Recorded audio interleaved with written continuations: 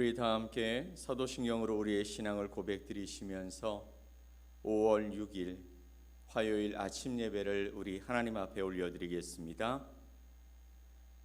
나는 전능하신 아버지 하나님 천지의 창조주를 믿습니다. 나는 그의 유일하신 아들 우리 주 예수 그리스도를 믿습니다. 그는 성령으로 잉태되어 동정녀 마리아에게서 나시고 본디오 빌라도에게 고난을 받아 십자가에 못 박혀 죽으시고 장사된 지 사흘 만에 죽은 자 가운데서 다시 살아나셨으며 하늘에 오르시어 전능하신 아버지 하나님 우편에 앉아 계시다가 거기로부터 살아있는 자와 죽은 자를 심판하러 오십니다. 나는 성령을 믿으며 거룩한 공교회와 성도의 교제와 죄를 용서받는 것과 몸의 부활과 영생을 믿습니다. 아멘. 우리 찬송 488장 함께 찬양드리겠습니다.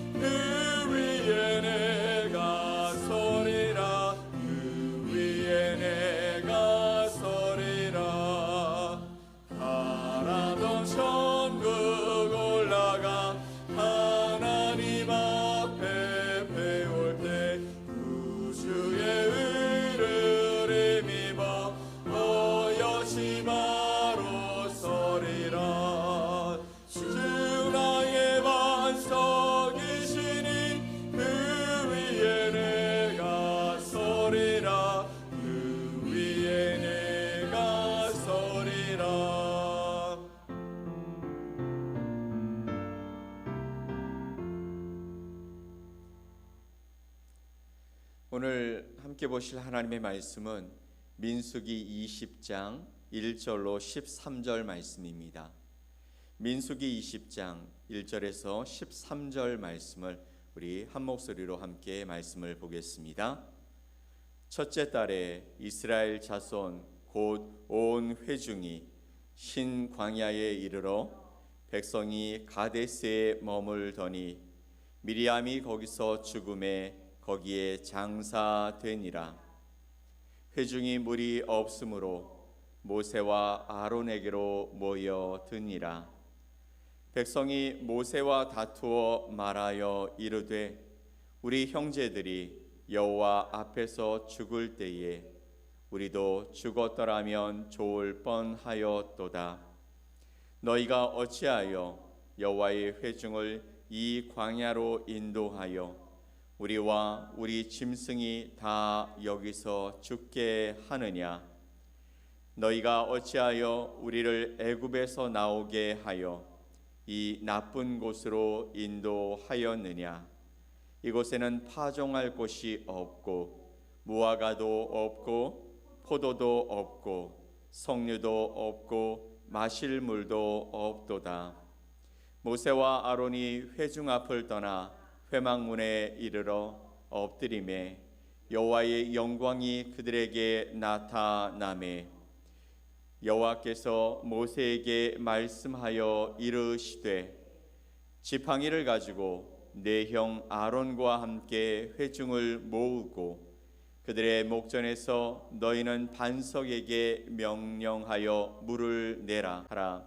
내가 이 반석이 물을 내게 하여 회중과 그들의 짐승에게 마시게 할지니라. 모세가 그 명령대로 여호와 앞에서 지팡이를 잡으니라. 모세와 아론이 회중을 그 반석 앞에 모으고 모세가 그들에게 이르되 반역한 너희여 들으라. 우리가 너희를 위하여 이 반석에서 물을 내랴 하고 모세가 그의 손을 들어 그의 지팡이로 반석을 2번 치니 물이 많이 솟아나오므로 회중과 그들의 짐승이 마시니라.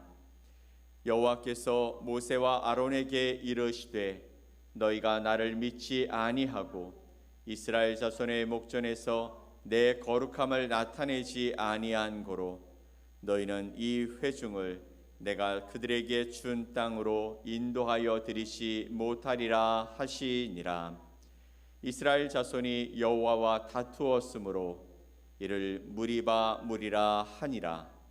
여호와께서 그들 중에서 그 거룩함을 나타내셨더라. 아멘. 오늘 민수기 20장 1절로 13절 말씀을 통해서 순종과 은혜 사이에서 무리바란 제목으로 여러분과 하나님의 말씀을 나누겠습니다. 사랑하는 여러분, 이 아침을 깨우며 하나님 앞에 나와 예배하고 말씀 앞에 서신 여러분을 축복합니다. 오늘 본문 민수기 20장은 단지 물에 관한 이야기처럼 들리지만은 않습니다. 그저 물 한 잔의 이야기. 이것은 하나님의 백성이 바로 믿음과 순종의 자리에서 어떻게 시험을 받고 있는지에 관한 이야기를 우리에게 말씀해 주시고 있는 것입니다.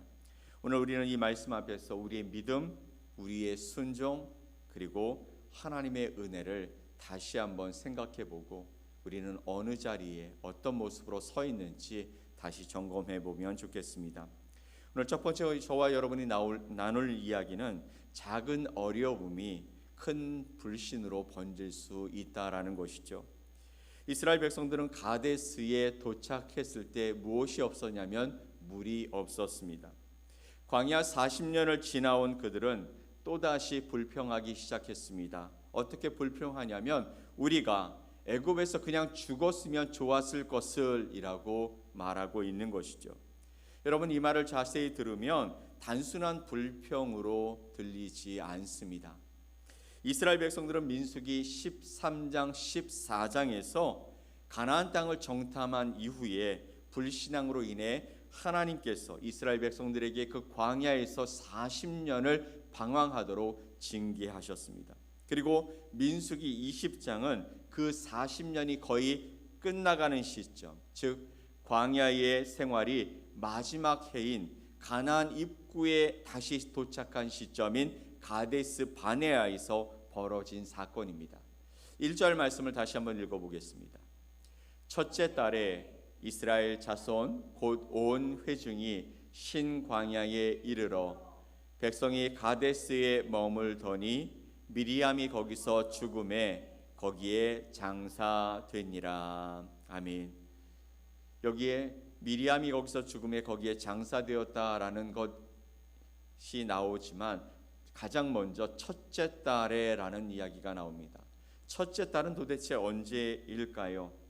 이 첫째 달은 전통적으로 이스라엘 백성들이 출애굽한 이후에 40년이 되어지는 해의 첫 달을 이야기합니다. 그런데 이 첫 달에 어떤 일들이 일어나면 그들이 여전히 그들의 입 가운데에서 그리고 그들의 마음 가운데 이런 말을 내뱉고 있는 것이죠. 2절에서 5절 말씀을 다시 한번 읽어보겠습니다. 회중이 무리 없으므로 모세와 아론에게로 모여드니라. 백성이 모세와 다투어 말하여 이르되 우리 형제들이 여호와 앞에서 죽을 때에 우리도 죽었더라면 좋을 뻔하였도다. 너희가 어찌하여 여호와의 회중을 이 광야로 인도하여 우리와 우리 짐승이 다 여기서 죽게 하느냐? 너희가 어찌하여 우리를 애굽에서 나오게 하여 이 나쁜 곳으로 인도하였느냐?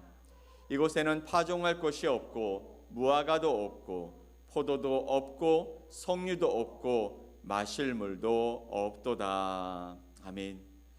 오늘 이 말씀을 보면 무슨 일이 일어나냐면 회중에게 물이 없다라는 부분으로 처음 시작합니다. 2절에 회중이 물이 없으므로, 근데 회중이 물이 없을 때 그들이 누구에게 달려오냐면 모세와 아론에게로 달려왔습니다. 겉으로 보면 모세와 아론은 40년간 이스라엘 백성들의 지도자로 그들을 인도하던 하나님의 사람들이었던 것이죠. 그런데 실질적으로는 그들을 인도하고 그들을 먹이시고 그들과 함께 하신 분은 하나님이셨습니다. 이것을 잘 알고 있었던 이스라엘 백성들이었지만 문제가 생기면 누구에게? 모세와 아론에게, 그 지도자들에게 찾아가는 것이죠. 그리고 3절 말씀을 보니까 어떻게 말씀하시냐면 백성이 모세와 다투었다라고 말하고 있습니다.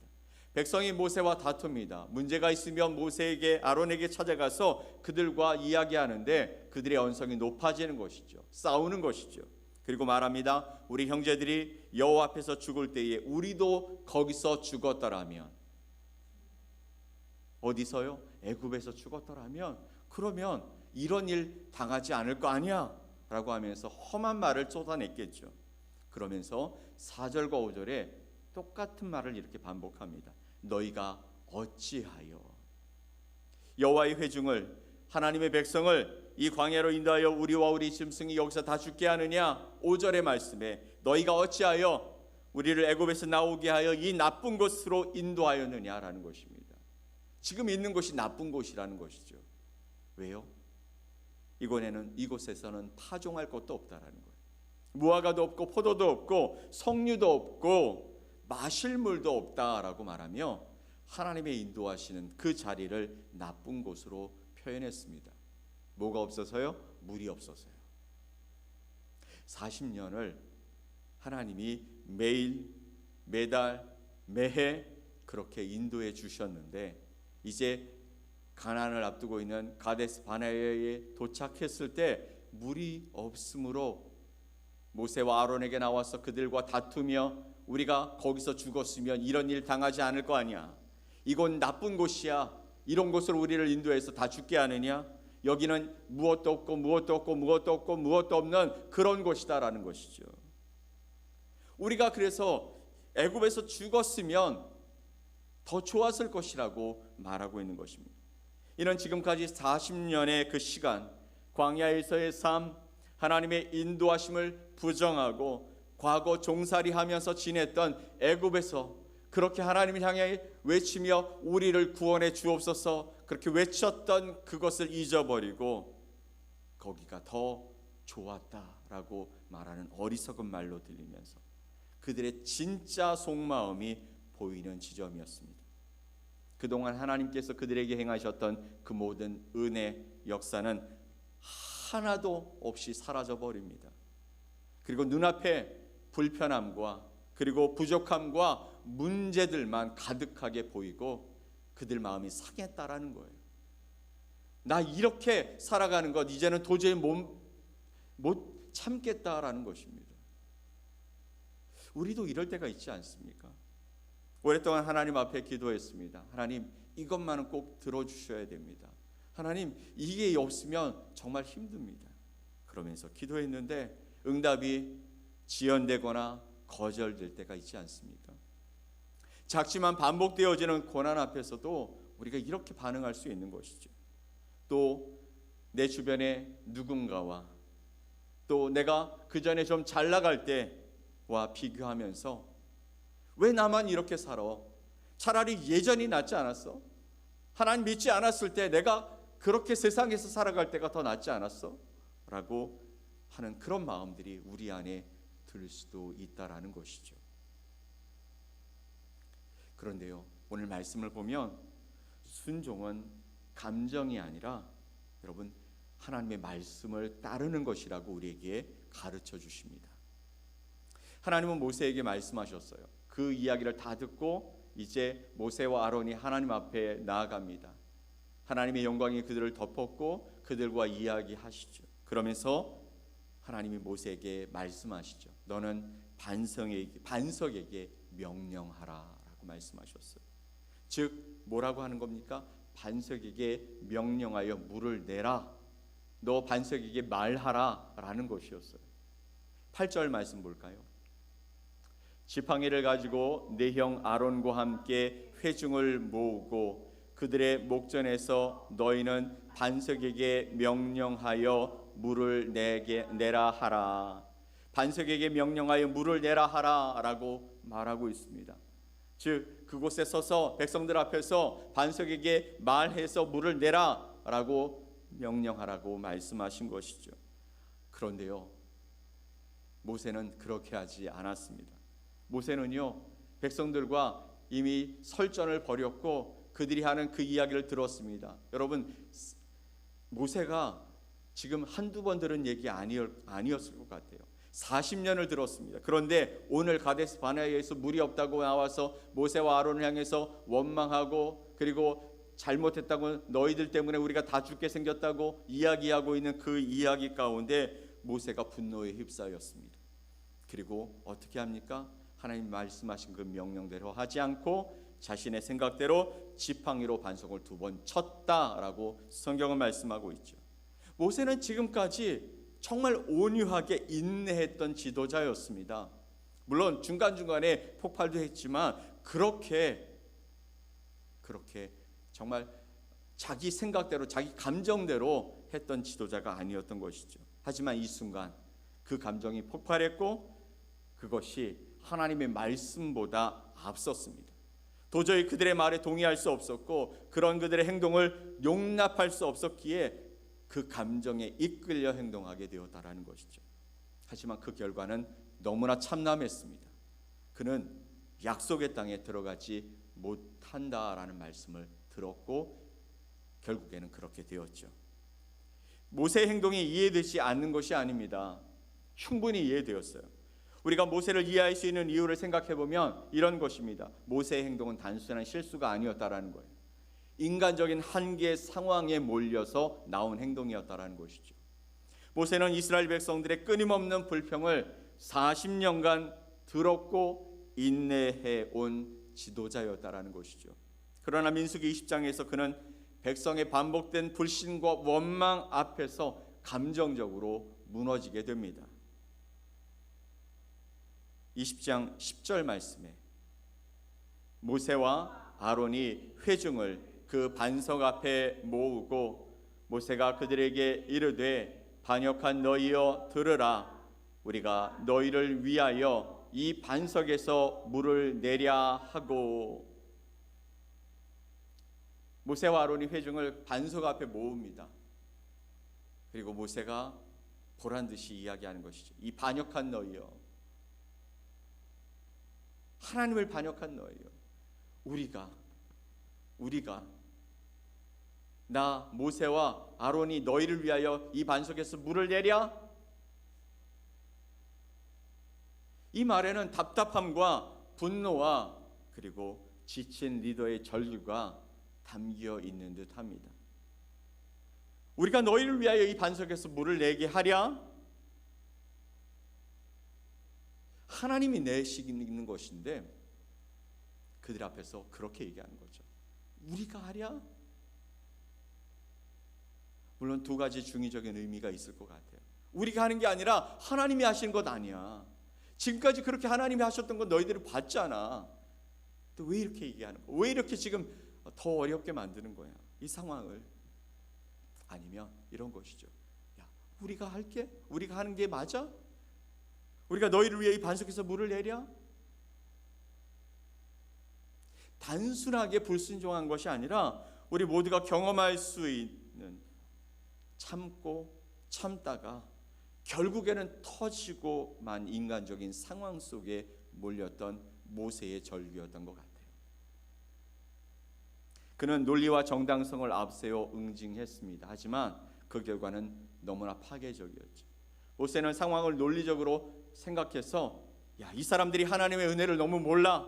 지금이라도 충격을 줘야 해 라고 말하면서 하나님이 주셨던 말씀을 잊어버리고 지팡이를 들고 어떻게 반석을 꽝꽝 쳐버리면서 거기서 물이 나오게 하는 그 놀라운 퍼포먼스를 보여주고 싶었을지도 모릅니다. 그래서 말씀대로 하지 않고 스스로 판단해서 지팡이로 반석을 쳤다라고 생각되어지는 거예요. 하지만 결과는 어떻습니까? 여러분, 백성들은 물을 얻었습니다. 하지만 모세는 약속의 땅에 들어가지 못했죠. 논리적인 정당화로 하나님 이제는 도저히 참을 수가 없습니다. 지금까지 참았으면 된 것 아닙니까? 이제는 저도 모르겠습니다. 그렇게 감정을 분출한 대가는 하나님과의 관계의 손실이었다라는 것이죠. 하나님의 약속을 그가 받지 못했습니다. 40년 그렇게 하나님 앞에서 애쓰며 힘썼지만 근데 그 안에서 하나님께서 하시는 그 일들을 모세가 제대로 감당하지 못했다라는 것이죠. 중요한 것은 감정보다 순종이 먼저라는 것입니다. 이것이 거룩함을 드러내는 길이기 때문이죠. 누구의 거룩함? 하나님의 거룩함. 하나님이 어떤 분이신가를 보여주는 일이라는 것이죠. 하나님은 모세에게 단지 물이 필요하다라는 백성들의 그 요구에 문제를 해결하라고 하신 것만이 아니었습니다. 무엇일까요? 하나님은 이렇게 말씀하신 것이죠. 네가 그 일을 행하면 백성들 가운데 내 거룩함을 드러내는 거야. 하나님은 이런 분이신 거야 라는 것을 백성들이 알 수 있도록 그렇게 네가 순종했으면 내 거룩함이 드러났을 텐데 그렇지 못했다라는 것이죠. 모세는 그 순간 하나님의 방식이 아닌 자기 방식을 택함으로써 하나님의 영광을 훼손시켰고, 그리고 그것은 백성들이 하나님의 거룩함을 왜곡하게 만드는 일을 만들게 됩니다. 백성들은 어떻게 생각했을까요? 하나님은 맨날 저렇게 하셔. 맨날 화내시는 것 같아. 우리 지금 이곳에 도착했을 때 이미 하나님이 거기에 물을 좀 주셨으면 우리가 원망하지 않고 불평하지 않고 하나님 감사합니다 하지 않을 수 있잖아. 그렇게 할 수 있었을 텐데 왜 맨날 없어서 그렇게 모세와 아론에게 쫓아가게 만들고, 그리고 모세와 아론은 우리와 싸우고 다투고, 그래서 결국 그렇게 우리에게 물을 주시고 무엇을 주시고 하는 일들을 하시는 거야.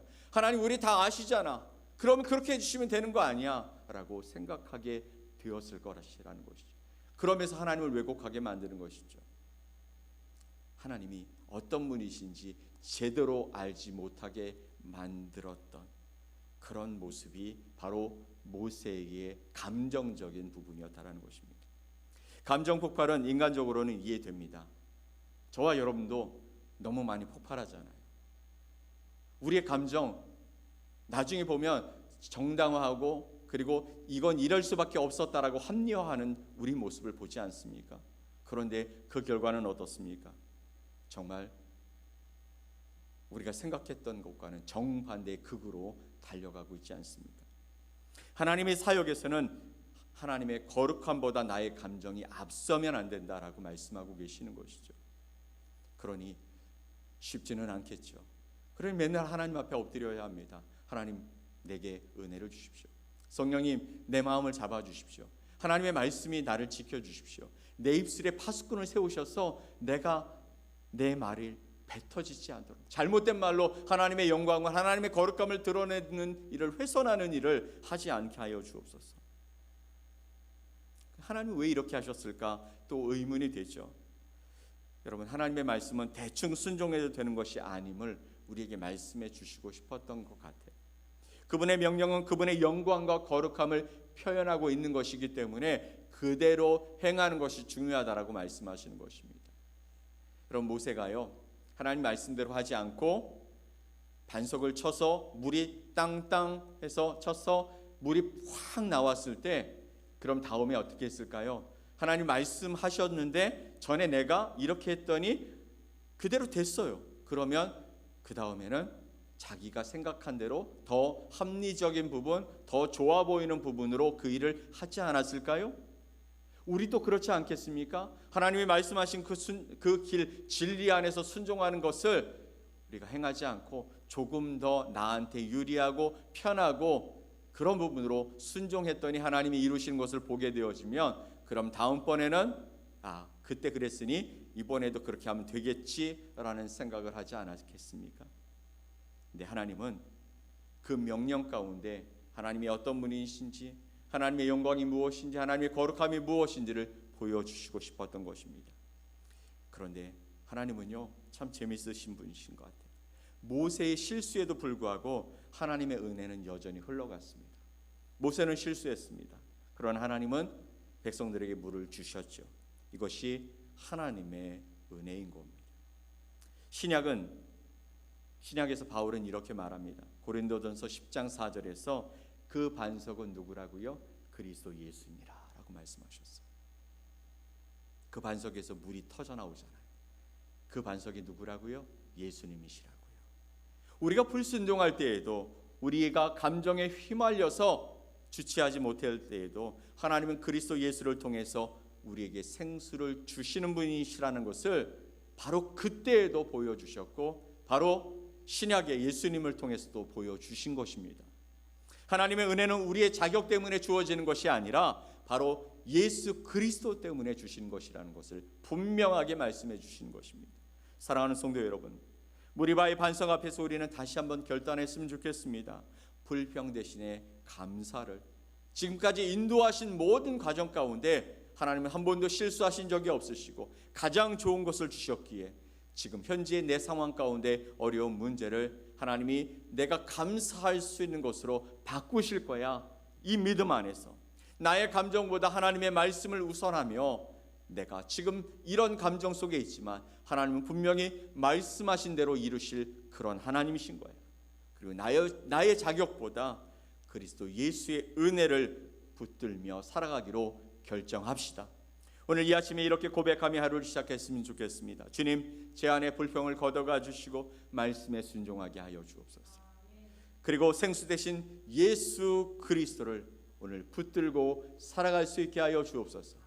그런 하나님의 귀한 은혜가 우리 가운데 넘쳐나는 복된 하루가 되어지시기를 예수 그리스도 이름으로 간절히 축원드립니다. 아멘. 우리 함께 기도하겠습니다.